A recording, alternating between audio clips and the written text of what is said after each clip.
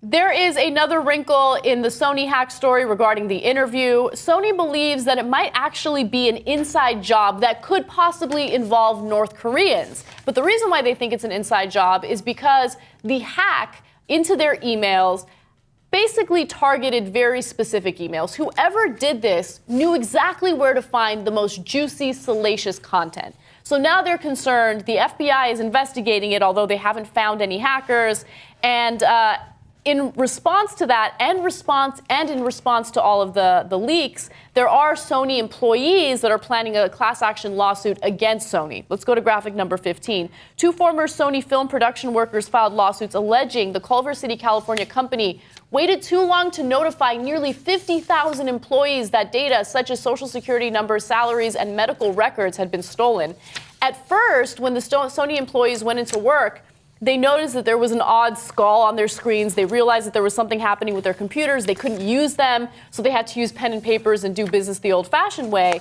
And the executives basically told them, oh, it's just an IT problem, don't worry about it. And it took them a while to actually come forward and say, yeah, we've been hacked. I can't defend Sony enough here, okay? So, first of all, what were they supposed to say? Hey, everybody, panic.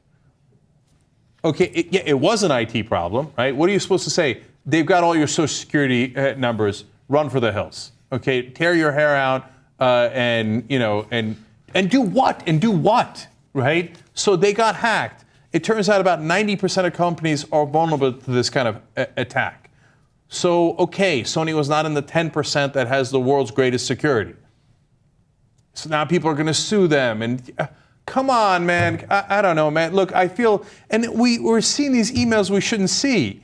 And so all they're joking around and stuff like that, I hate it when people hold that against them. Mm-hmm. I don't care what they said. We should have never seen that in the first place. Yeah. I don't know. We just keep rewarding the hackers for what they did.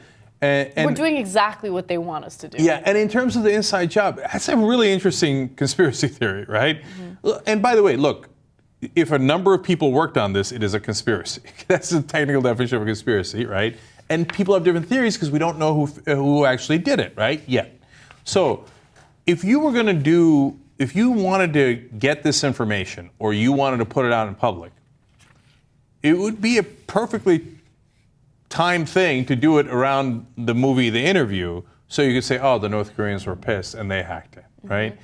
Now, the flip side to that conspiracy theory is, you then wouldn't have said, I'm going to do a 9/11 style attack in movie theaters, because then the FBI is going to be all over you. I mean, already, because you hit a major corporation, they're going to be all over you anyway, mm-hmm. right? But boy, now the entire government is on red alert, and they're going to spend a lot of time and energy to making sure they found out who it is. But nonetheless, I'm amused by the theory that it was an inside person who there's a million people who could have gained from this. Absolutely, right. Yeah. I think it's feasible that it was an inside job. I don't think it's out. If I was the government, I would investigate it. Absolutely. I'd try to find out any lead that could help me figure out who it is, and I would investigate anyone that has a motive, mm-hmm. right? And there are a lot of people who have a motive who also knew the right information to get, as they point out here, mm-hmm. right? And so I would be interesting. I would pursue that. That's not the only thing I would pursue. I'd see where my investigation actually led.